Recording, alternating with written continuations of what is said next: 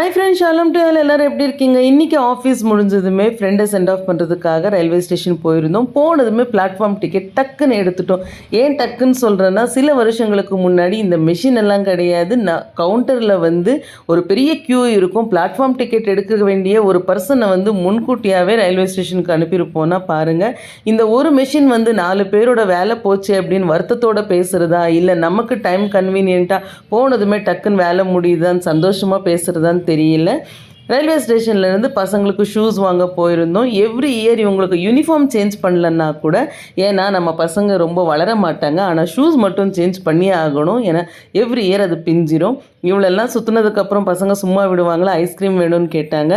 எனக்குமே சாப்பிடணும் போல் இருந்தது. முதல்லலாம் சில்லி கோவா வாங்கினோன்னா சில்லி பவுடர் தனியாக வச்சுருப்பாங்க. என்ன மாதிரி ஆளுங்க நிறைய எடுத்து போட்டுக்கிறோன்னோ என்னமோ இப்போ அது மேலேயே தூவி கொடுத்துட்றாங்க. வீடியோ பிடிச்சிருந்தா லைக் பண்ணுங்கள். தேங்க்ஸ் ஃபார் வாட்சிங்.